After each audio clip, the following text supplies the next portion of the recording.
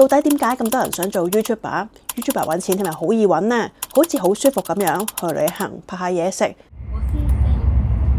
生活冇壓力。搞到1點鐘，終於寫晒。雖然呢個頻道係2011年開始起，但我真正認真投入去做 YouTube 咧，就係5年時間，好無情力咁樣冚落個石頭度。到底喺呢啲旅遊影片嘅鏡頭背後，我真正生活係點嘅呢？今集就大家一次過睇。好啦，啱做完 live 啊，咁而家11點50分啦，啱做完，我仲未執嘢，因為聽日咧就去名古屋度拍嘢嘅，咁啊，所以聽朝我8點鐘就要坐車噶啦，跟住9點鐘就會合嗰個負責人啦，咁所以我咧而家就要準備執嘢同埋落翻個妝先啦，咁啊先做 live 做咗成1個鐘啦，同埋之前準備咗都成粒鐘噶啦，所以其實今日成日都係星期六啦，雖然係，但都係 keep 住做嘢咯，聽日星期日。繼續做，加油！但聽日咧就係因為我去一個我好想去嘅地方，就係去香南溪咁啊，同埋聽日天氣好，去影紅葉，所以我都好期待嘅。雖然係攰啲。而家6點20分，準備要出去啦。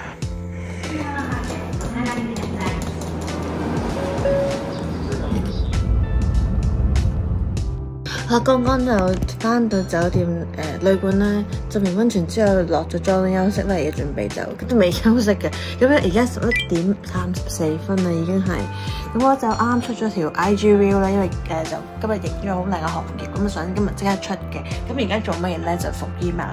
聽日星期1啦，咁因為星期日咧通常如果啲呢幾日啲 email 唔清咧，啲星期1咧就會好多人會追斬你，所以咧我就而家要開始復 email 啦。咁咧通常咧如果去採訪嘅話咧，去到好夜食完飯已經9點幾，沖埋涼都10點幾11點㗎啦。咁所以差唔多喺呢個時候我就會開始開工，真正開工係而家啦。日間時間做唔到嘅嘢就做咁啲先，睇下今晚幾點瞓覺先。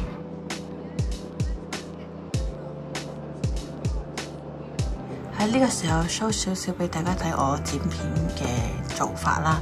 咁其實我前2日咧已經剪好咗第1段㗎啦。呢一個係第1段，即係主要用相機影嘅。咁但係我因為同時我都用手機影咧，所以咧手機一段段再剪嘅。咁啊，所以咧而家重新再剪埋呢度，共有50分鐘嘅片段，仲有50分鐘咧就要睇晒50分鐘㗎啦。我而家咁而家就開始啦。呢個好似咧，我另一2段係好似嘅，但係第1 take 好似我冇睇，所以我都係用第2 take 啦。但係又唔可以太長，太長好悶，所以我都好快就會去下一個先嘅。咁但係又要驚會好暈啦，所以又唔敢太快喎，所以要個 balance，揾個 balance。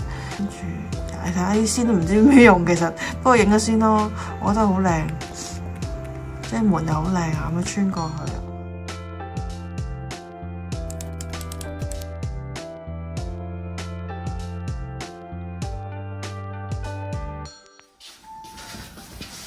早晨，好，而家準備啦，而家係7點7嘅，咁我就要準備出發啦，所以咧化好妝先。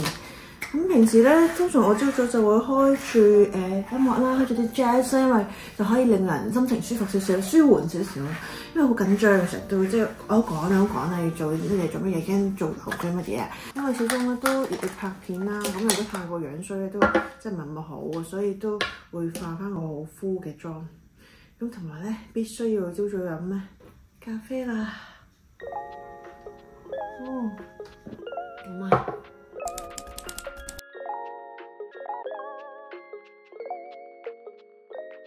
咁我咁啱呢幾日咧就喺犬山市啦，即係喺愛知縣嘅犬山市咧。咁啊咁啱喺犬山站出邊呢間餐廳撞到一個嘅觀眾喎，唔知你會見到呢條片咧？咁我都好開心嘅，之後咧就要留翻嘅言喺我 YouTube 嗰度喎，所以我就即刻覆翻你啦。咁我就將呢個嘅好開心嘅留言咧，我都係delete 咗你個名，即係我遮住你個名嘅，然之後 share 咗喺 IG Story， 實在太開心啦，因為有人見到我啦，都同我打招呼啦，我覺得係好開心嘅事嚟嘅。咁同埋即係希望你同屋企人玩得開心啦。咁係我而家就喺犬山市嗰度嘅，咁啊，所以咧有啲朋友有時 message 我問到問題咧，我真係有時覆唔切啊，睇唔到咁多啊，咁所以我盡量見到我都會覆嘅，所以我有時覆得好快，有時覆得好慢，因為有時啲 message 沉咗底咧見唔到啊，譬如 IG 咁咧，佢會衰啲 message 都會真係沉底咁去，咁咧通常呢啲做出去拍嘢咧，通常一拍就3-4日嘅啦，或者最長我試過7日啦，係都會。中途有啲攰，因為早出晚歸咧，唔似我哋去旅行咁樣啲時間可以自己控制咧，可以唞下唞啊。因為都有人請你過去啊嘛，咁即係客啦。咁喺客面前，你唔可以偷懶嘅嘛，所以我就真係都係 full power 咁樣去做嘢嘅。咁所以我真係當係做。當然喺表面上大家見到好似好開心咁啦，咁都好開心嘅。但係背後付出嘅努力咧，就係大家未必見到住啦。通常我化妝咧就大概5至10分鐘之內咧就會搞掂嘅啦。因為我化妝係非常之簡單嘅，我都係求鬼期。總之啲眼大咗少少啊，啲眉又畫翻清佢啊，我都冇修眉添，啲毛生到好恐怖。其實我都冇學過化妝，我都係睇 YouTube。出去拍嘢咧就會變咗剪唔到片，因為剪一條片咧剪好耐，要10幾個20個鐘啊！等嘅時候撳下手機，用手機剪下，咁樣都會嘅。但係始終我習慣用電腦剪咧，坐下車剪咧會暈車浪啊，暈真係好想嘔啊！如果坐飛機新幹線咧就好正嘅，可以係咁剪係咁做。大家可能咧見我啲衫嚟嚟去去都嗰幾件啦，因為我都真係唔係好買太多衫。咁但係為咗有時啲襯翻嗰啲風景嘅顏色影出嚟好似靚啲喎，咁譬如秋天我都有買咗少少嘅紅色啊啡色嘅衫系列嘅，咁夏天中意買咩色衫咧？藍色、綠色呢啲我都好中意。咁但係咧我發覺買完幾件之後咧都夠晒使，就唔使再買啊！咁我而家都係不停重複用嚟用去呢個幾件，所以啲朋友問我：咦，方信姐你嘅耳環係咪一樣嘅？整啲大多個對咁嘅，咁啊真係又冇乜買新衫。差唔多啦，可以準備食早餐。OK， 我想講而家係咧11:43分啊！我啱先沖完涼，啱好即係準備叉電啦。但係咧，我都係啱啱翻到嚟冇耐咋，好攰，今日真係好攰。今朝早係5點零鐘起身啦，影日出啦。俾我大概10點幾都終於翻到酒店啦，咁啊可以終於休息一下啦。咁通常呢啲做嘢咧，佢哋拍攝咧，就成日都會派問卷嘅。咁問卷咧通常都好長嘅，要做好耐嘅。哇，都幾大啦。咁睇呢個問卷幾頁紙啊？8、9、10頁。所以咧仲未瞓得覺啊！而家佢仲要想聽日出片添，出唔切啊！今日算係真係我人生中咧最長嘅一次拍攝啊！搞到1點鐘，終於寫晒個問卷啦！我而家瞓覺啦，因為聽日要6點鐘起身，我應該會5點半起身再做翻啲嘢，因為都淨係寫問卷，冇做過其他嘢。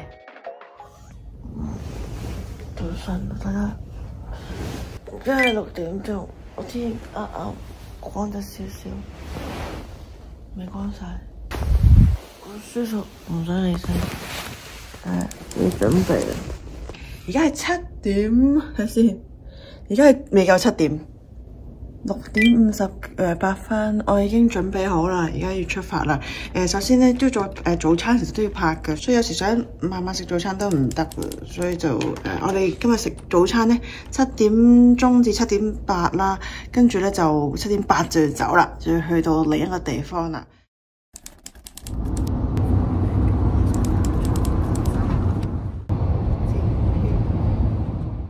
我啱咧就喺拍攝途中冚爆咗個頭，好痛，好大力冚落去。因為戴住頂帽啦，件戇居又冇睇清楚條路啦，就好無情力咁樣冚落個石頭度。石頭，水泥嚟嘅啫，係咪？嗰個好硬，真係勁硬。跟住而家就真係起咗樓啦，好大個樓。咁我就翻到屋企啦，而家喺度剪緊片。今日其實都做出差做嘢拍攝，拍到成8點先翻到嚟，跟住食咗個飯之後咧，一剪到12點幾啦，已經係繼續剪啊！我剪埋條片先，我聽日一定要上呢條片。早晨，仲未剪完，聽晚眼瞓着咗。而家係8點59分，已經開始剪緊片啦。快啲剪好佢先，我今日要出片。剪完片之後，而家開始執相，因為搭緊車，所以可以順便做下嘢。所以我基本上每一次出門口都會帶電腦。好啦，我翻到屋企啊，而家做乜嘢咧？準備今晚出片啊，咁我整埋個 thumbnail 先。但 thumbnail 咧都要設計㗎，即係唔係就咁就整好㗎啦。即係我都想整靚少少啦，咁我而家就執緊㗎啦。到底剪一條 YouTube 片要幾多時間呢？首先你要去拍啦，去當地嘅地方啦，咁可能搭車或者係拍嘅時間可能係2至3日甚至係4日啦。拍完之後咧就有一大堆 footage 啦，咁就真正開始翻屋企就剪片啦。咁一剪咧就可能要成10幾20個鐘頭噶啦。咁中間包括啲咩工作咧？譬如由初剪完之後，通常我會再剪多一次，就將佢再濃縮啲，再剪短少少嘅，避免一啲不必要或者係比較浪費時間鏡頭啊，或者係比較悶嘅位啊，咁保持翻個節奏良好。咁之後就再上字幕啦，上一啲 effects 啊，一啲效果啦，再上聲效啦，再上音樂啦，仲要 back up 啦，同埋 upload 上去 YouTube 度都要時間嘅。咁夾埋可能真係要20零30個鐘。有啲片比較花時間啲，譬如呢條，但有啲片比較簡單啲，譬如呢條。咁呢條咧櫻花嘅直擊咧就大概係4-5個鐘咧就會剪起噶啦，所以先至做到即日拍即日出嘅節奏。不過即日剪即日出真係好攰㗎，因為朝頭早拍完之後，我要 fix 咗自己，我要幾點鐘翻屋企。如果唔係，我就出唔切街㗎啦。咁所以我係要喺固定嘅時間、有限時間之內，我會影晒所有嘅嘢啦，做好個完整介紹啦，然之後翻到屋企剪片啦，加埋上載嘅時間啦，同埋要上字幕啊、上 effects 啊，所以成件事係比較 rush 啲嘅。咁成日嘅時間，全日都係為咗整一部影片嘅，根本你係做唔到其他嘢嘅喎。咁到底一條片賺幾多錢嘅咧？譬如呢條三浦海岸櫻花片咧，我賺到嘅錢係幾百蚊，真係可能係啱啱夠俾車費嘅啫。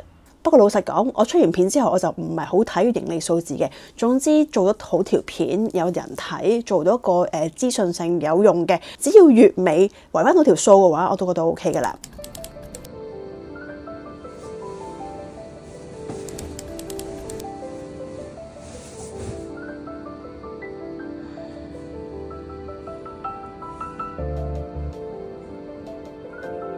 朝頭早咧，我而家就未刷牙啦，乜都未做。咁通常我一起身咧就係開電腦嘅，8點鐘起身開始復翻煙。琴日太夜翻，真係好頭痛，同埋1點鐘先 check in 呢個酒店，所以沖得完涼都搞到2點鐘，好攰添。今日把聲好沙。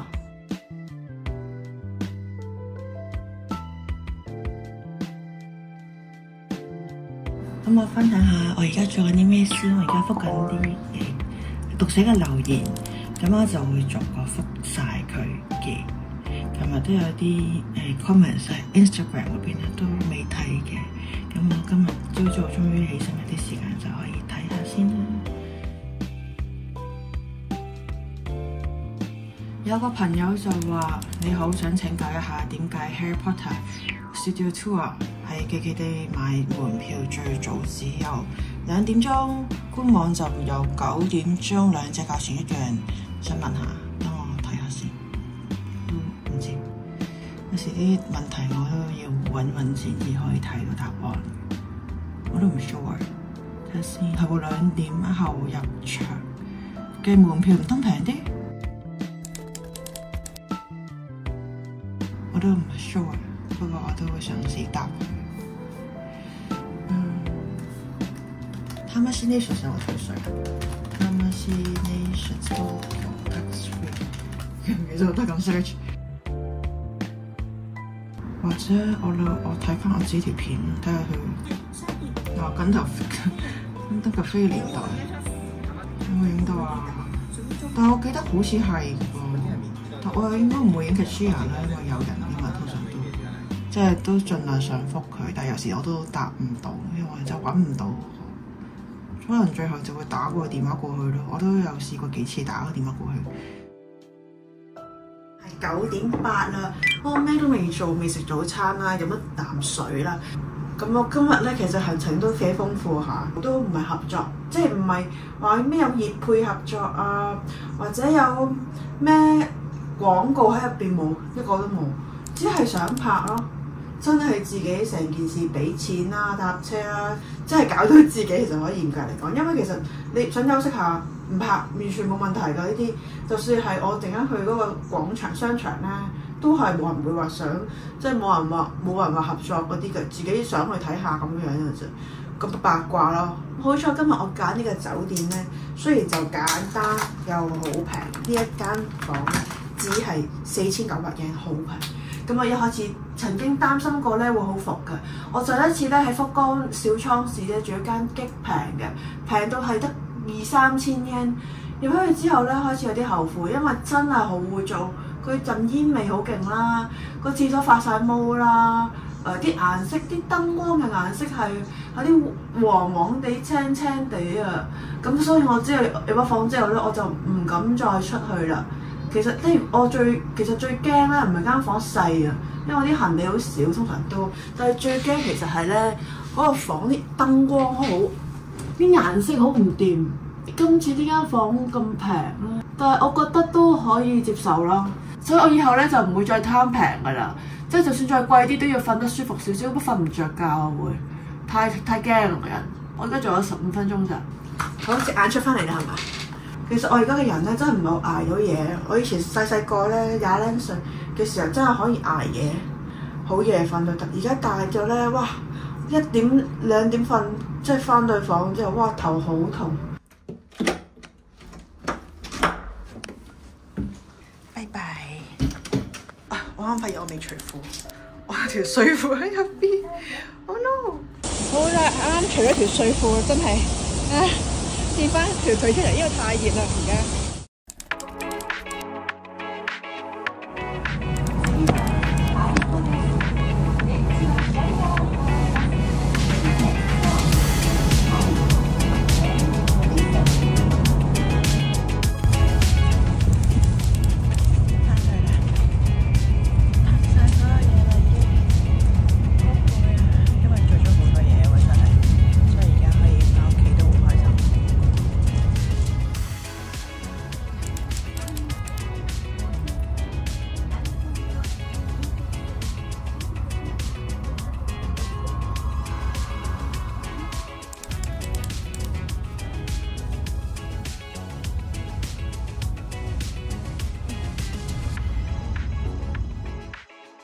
はい、お疲れ様です。すいません。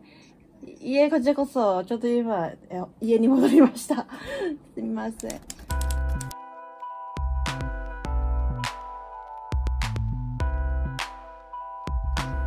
はい、ありがとうございます。はい、よろしくお願いします。はい、失礼します。而家係12點18分，咁樣咧頭先有個客打過嚟咧話，佢有啲嘢想我聽日朝早交俾佢，所以咧就而家做一做咯，講起佢又唔係多嘅，即係翻譯啦，即係對一對啲翻譯咁嘅樣，所以就做埋呢個就休息啦。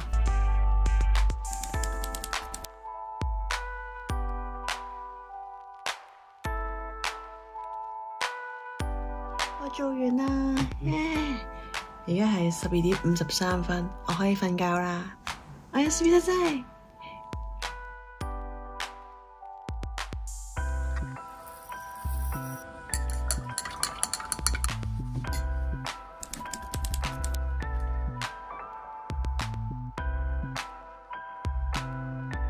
你好啊，你可以叫我封信之後就嗨日都 OK。咁首先咧，可能都簡單介紹一下，我係公司嘅一啲背景啦，同埋我哋嘅品牌一啲少少嘅資料，等你多啲認識究竟我哋係啲乜嘢嘅團體啊。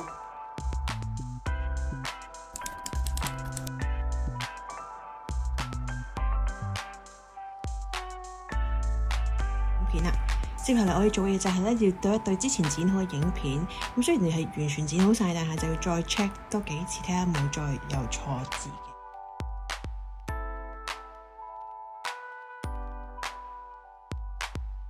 夜晚時間啦，我哋咧打鋪機之後再做嘢先。同埋丹丹買咗呢個俾我飲，ほろ酔い嘅カシスオレンジ，大好き，これ一番好き。ありがとう。Nice. Good job. クル的水の的あ、終わってる、あ、終わってる、終わってる、あ、終わってる。仲間もう終わってる。あの下マジ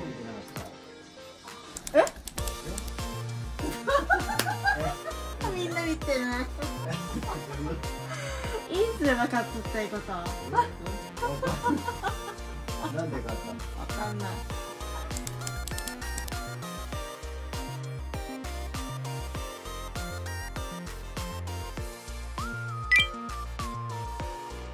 おやすみ。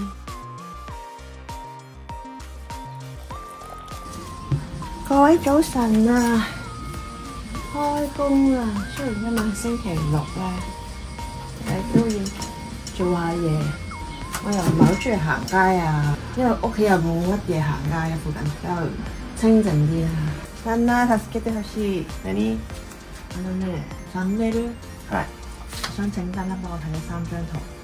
これは新しい感じがする。どっち？右ね。この紫のは新しい感じがする。これもちょっと読みづらいから。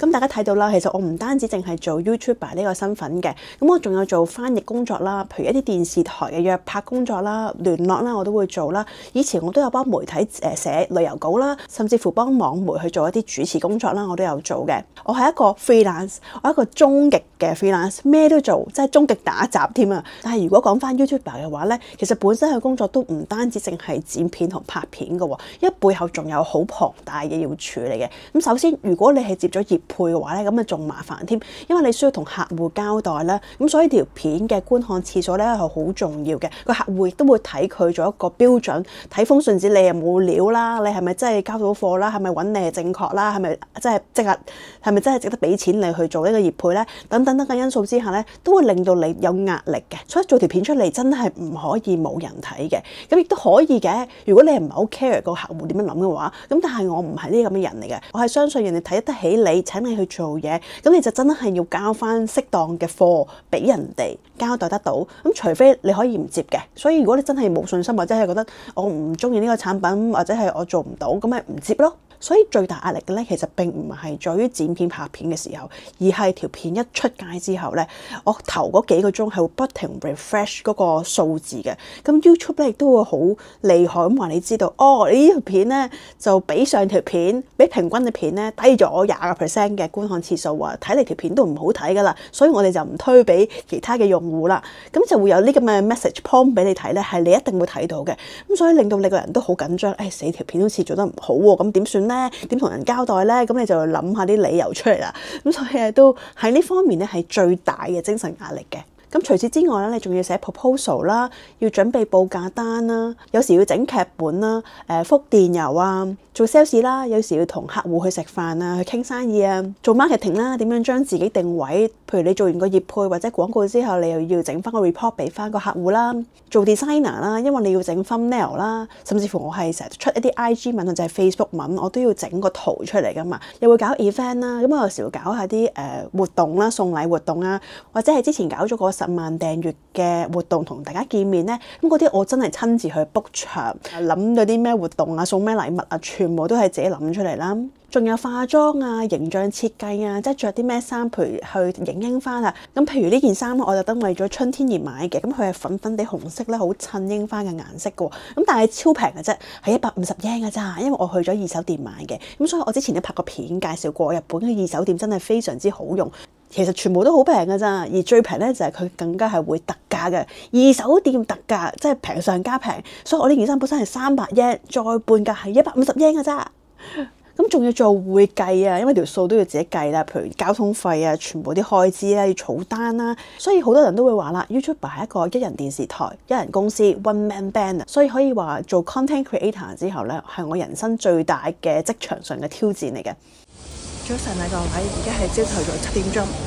早晨啊各位，而家係朝頭早7點鐘。咁我出去東京拍啲嘢，因為今日比較早啲開始嘅，所以我就直接坐新幹線過去。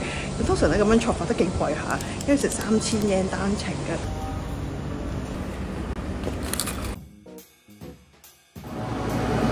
我就跌咗張飛嘅，咁蠢嘅我拗嘢，我第一次嘅啫。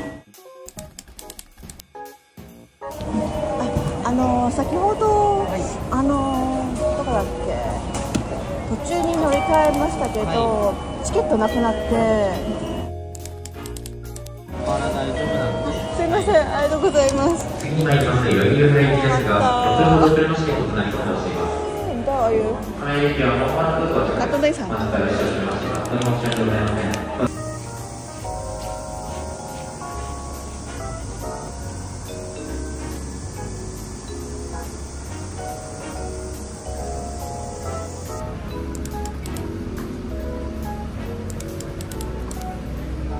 我唔記得搽防曬。咁我接下嚟就要去東日本橋嗰邊嘅，都係好少去嘅。咁因為要上一間公司嘅 office 咧做 consultancy 嘅。咁其實我嘅工作除咗係拍片之外咧，或者寫文之外咧，亦都有時會接一啲translator 啦，即係翻譯啦、questionnaire 啊、survey 啊，幫人哋啲意見咁樣啦。咁我個 workshop 咧就 around 3個鐘頭嘅，做到大概6點鐘，所以今日咧真係一個 full day work 嚟嘅。咁我朝頭早8點零鐘就到開始影啦，跟住影到即係晏晝都有食個 lunch 嘅，食咗麥當勞。咁6點鐘我完咗 workshop 之後咧就可以翻屋企㗎啦。咁喺日本咧，通常約定一個時間之後咧，就最好早10分鐘至15分鐘到嘅。咁我而家就趕緊去早到。收工，肚餓啦，買啲嘢飲啦。雖然而家係只不過係5點零鐘，但係咧，因為我坐慢車翻去啦，今朝坐新幹線豪咗一次之後咧，翻去嘅時候冇錢，所以坐翻普通電車，翻到應該8點㗎啦。我而家就喺新宿站咧去買飛，我要去買金券慳錢。雖然喺新宿咧都經常出沒嘅，但係我都會蕩失路，成日都唔知道應該點樣出嘅。咁我去嘅地方就係前面呢一堆嘅鋪頭啦，咁啊好多賣飛嘅，寫住其實佢就買啲平嘅一啲股票，買股票嘅人士咧有時會收啲免費車飛嘅，咁大家我拎出嚟買就可以平買俾我哋啦。咁通常我會格價先嘅，喺度睇幾間啦，550 yen， 咁即係一樣咧，冇分別嘅話就邊間買得一樣嘅啫。咁同埋而家550 yen 一張，可以坐晒成條線嘅，所以去由我平時係由新宿坐到去小田園嘅嘛，所以係坐到盡頭嘅。咁原價係應該 around 900 yen 度啊，咁係平咗成400幾，around 300幾400 yen 度，真係平好多嘅。如果唔買呢個我都搞唔掂啲車費啊，全部價錢都係浮動海鮮價嚟嘅。咁而家就係550 yen，可能下星期有唔同㗎啦。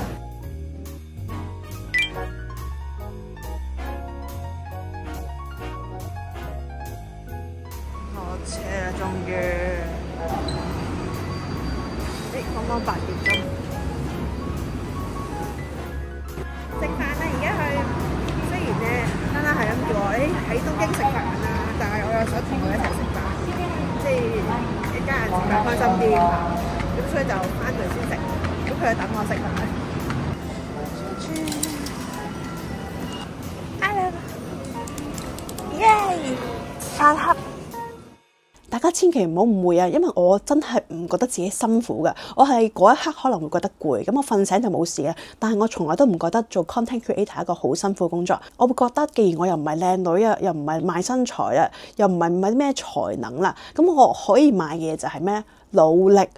食得鹹魚抵得渴，其實每一份工都一定有佢辛苦嘅地方，最緊要係你付出嘅努力同埋辛苦啦，係有回報就 OK 啦。譬如一條片剪1個星期，然之後影一張相要搭幾個鐘車去嘅，咁但係最後個成果得出嚟，哇真係好靚喎，好值得自己去再睇翻喎。咁我就覺得呢個成功感啦，呢個滿足感係大於之前付出嘅一切嘅，我係唔記得晒㗎啦呢啲。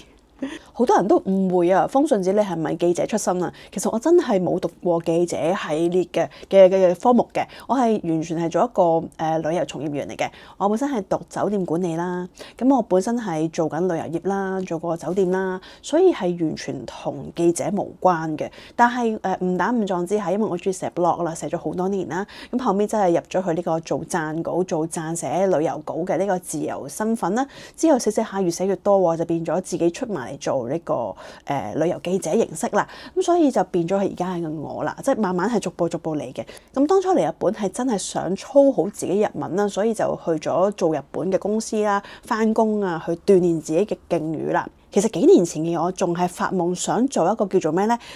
冬天滑雪、夏天潛水呢種嘅生活模式嘅，所以我就喺嗰個工作假期嘅時間，同埋我喺攞 Working Visa 工作簽證嘅時間呢，我就考咗啲滑雪資格啦，同埋潛水嘅牌嘅。咁所以老公呢就係潛水教練啦。咁但係好可惜咧，就係自己唔生性啦，整親條腰。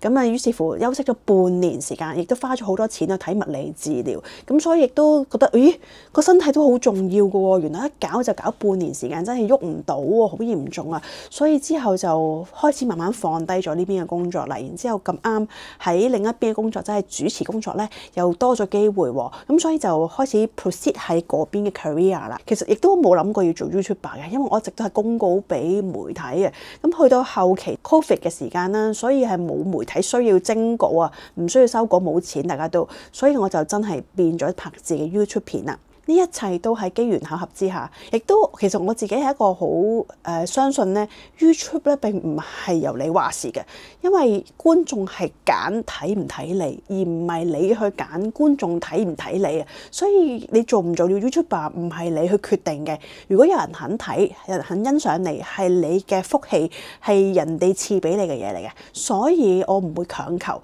我亦都諗過，如果真係做唔到，咪翻轉頭咯，做翻呢個滑雪或潛水，或者係做翻呢個OL 咯，都冇問題嘅。咁所以我當其時抱住嘅心態就係可以試下，但係如果唔得嘅話，絕對冇問題嘅。我哋隨時要可以馬死落地行，呢個好重要。初拍嘅時候，有唔少人都會話，其實 YouTuber 係一個出賣私隱嘅行業啊。咁就住呢句説話，我都有好多反思嘅。到底我嘅私隱係咪真係分享出嚟有意思呢？亦都係咪幫到人呢？所以如果有意義、有價值嘅話，我覺得可以。但係如果冇嘅話，亦都唔好夾硬嚟。所以去到後尾，我都比較少拍我自己嘅嘢啦。唔係我想收收埋埋，而係我覺得有更加多有意義、有價值嘅嘢想同大家分享。正如演員賣嘅係演技，而唔係賣私隱。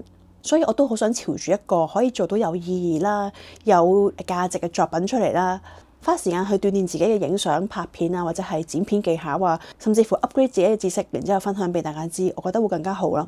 所以翻到一個問題就係，到底 YouTuber 點樣叫成功呢？有啲人覺得就可能係賺好多錢啊，好多業配啊，咁就可能係一個成功嘅指標。咁但係有啲人嚟講，可能就係拍一啲好嘅內容，做一啲有意義嘅嘢，打一個好嘅信息出嚟俾公眾嘅，真係利用到自己影響力嘅呢種成功，可能就係我比較想追求嘅嘢啦。如果唔做 YouTuber，O 唔 OK？梗係 OK 啦，一定要諗埋呢一樣嘢嘅。其實我做content creator 做咗10幾年啦，最早期大家應該唔識我，因為我真係做得唔係咁好啊，亦都花咗好多時間去即係做起呢個 channel 出嚟，做起所有嘅平台出嚟啊。做嗰頭嗰幾年已經意識到，如果一個平台真係突然間執咗冇咗嘅，譬如 let's say 美國之前唔係話封鎖 TikTok 嘅，咁如果係嗰班真係靠 TikTok 去揾食嘅人嚟講，咁啊真係晴天霹靂嘅。所以呢一種事咧，絕對係有可能發生嘅。所以萬一真係 YouTube 唔存在，或者香港冇得再睇 YouTube 嘅時候，咁點算呢？咁咪做翻 OL 咯，咁咪做翻潛水咯，做翻滑雪咯，真係可以嘅。所以做人一定要做好兩手準備啊！加上我係30零歲啦，上邊有長輩，下邊就未有小朋友啫。咁但係都有好多生活上面開支同埋要負擔嘅。咁所以真係唔係再可以隨便亂闖嘅年紀啦，都要諗埋後果嘅。而且我每個月都有俾緊香港屋企嘅家用啦，我唔係嗰啲係離開咗香港之後就完全唔理屋企嘅人嚟嘅。就算我自己再慳都好，我都要俾到呢一筆錢屋企去開支嘅。其實我大學嘅時候同媽咪講話，喂，我嘅夢想咧就係希望你可以早啲退休，等你唔使咁辛苦啊。咁所以我就喺 around 20零歲嘅時候咧，真係都實現到佢提早退休。所以我而家就每個月都恭喜佢嘅開支嘅。所以就算我自己唔食都好，我都要養屋企人食嘅。同埋加上之前爹哋病啦，我就知道，喂，嗰個醫藥費真係好龐大啊。所以一定要儲錢，儲到一筆真係萬一或者係發生啲咩事嘅時候嘅應急嘅開支都係好重要嘅。我想講，我並唔係有錢人嚟嘅，我係公屋出身嘅。咁多年嚟我都係靠讀書係獎學金啦，靠自己做 part time 啦去賺錢啦，盡量慳咯。想去外國嘅咩就自己俾錢咯。冇錢咪唔去咯。所以我記得我以前真係有一年中學嘅年代啊，話見到有啲同學話可以去澳洲去 exchange， 中學就有㗎啦。1-2個月到，好似暑假期間嚟嘅。我見到我好想去啊，媽咪，但係嗰陣真係冇錢去唔到啊。咁去到大學嘅時候，我我終於可以儲到筆錢，自己有錢啦。咁就點解大學有錢咧？因為自己會大學可以做 part time 噶嘛。咁嗰陣就真係儲咗筆錢，然之後再申請埋獎學金，終於俾到自己去到外國度留學啦。咁啊實現咗我自己呢個夢想。所以一直以嚟我嘅心態就係、有啲咩你想做咩？想實現咩？靠自己努力，你嘅努力係唔會背叛你自己㗎。所以變咗工作狂咯。じゃあ旦那から見た信子はどうですか？ YouTuber になってから。昔私もダイバーでしょ。昔と比べたらどう思う？ちょっと不健康だよね。だってこの前も3時とかまで寝てなかったりとかでしょ。であんま運動する時間もないからあれだよね、その視聴数とか気にして多分ストレスがかかってるよね。なんか時々倒れそうな時あるもんね。そうだね、季節ものいろいろ見に行ったりとか大変だよね。化粧大変だね。ライブもやってるよね。頑張りすぎてる。もっと自分の體気にしてあれだね。好啦，咁我到底之後有咩目標呢？其實我目標好簡單嘅啫，就係可以好好分配時間、分配工作，同埋做更加好嘅內容，就係我嘅最大目標啦。咁亦都係對得住觀眾、對得住良心，同埋最緊要就係可以長做，呢個好重要啊！我記得以前有人講過就係話，未來每個人都可以擁有15分鐘嘅爆紅機會嘅，所以你唔使擔心你自己唔會爆紅，始終會嚟嘅呢個機會。但係到底爆紅之後，你係嫌想啊？你係真係獲得咗一個好嘅流量啊，正還是呢個係一個短期嘅快感呢？因為我目標嘅並唔係呢啲短期快感，所以爆唔爆紅對我嚟講唔重要啊！我重要就係希望可以一直做到我想做嘅嘢，而唔係淨係做到一瞬間咯。亦都我最喜歡就係當有客戶或者觀眾會長期支持你嘅，會再揾翻你嘅，因為佢覺得信得過你，覺得大家係有個建立咗份友誼喺度，呢一個關係，呢種關係係我覺得最難得啦，難能可貴啦，亦都係需要珍惜嘅。嚟到最後，點解我要拍呢條片呢？因為我想分享俾大家知道喺 content creator 背後，大家睇唔到嘅鏡頭背後啦，其實原來生活係咁樣樣嘅喎，亦都冇想像中好似哇好風光啊，可以着靚衫啊，食好嘢啊，住好酒店啊，或者係去旅行成日都去玩得好開心啊，好似係咁表面上，但其實背後原來好多嘢大家係睇唔到嘅，亦都見到好多人好羨慕，好想做 YouTuber 啊！小學生、中學生嘅夢想就係做 YouTuber， 我都見過有唔少啊。但其實每一份工作都有佢嘅意義啦，亦都有更加大意義嘅工作，或者係幫到社會嘅工作都有好多嘅，亦都每個人有佢背後嘅故事，亦真係唔需要羨慕人哋嘅生活。你睇我好，我睇人好。做 content creator 有時真係要冒住俾人鬧啊、嫌上嘅風險，甚至乎一個差錯可能要承擔法律責任啊，或者係賠錢啊，間唔中都有呢啲嘅 YouTuber 發生㗎啦。打工亦都唔一定係差，我真係有時都好掛住以前可以喺 office 同一啲同事一齊去向住同一個目標努力啊，或者 lunch time 一齊去食飯吹下水啊，或者係一齊去放工之後去唱 K 去玩去飲酒啊，呢一種嘅關係，呢種嘅同事關係其實都好融洽好開心嘅。其實我真係有時都諗過，不如翻去做翻個正常嘅 OL 啦。真係嚟到影片嘅最後啦，希望可以透過今集令到大家認識到唔一樣嘅風信子。咁我哋下集再見啦。ありがとうございました。ではまた次回お会いしましょう。拜拜。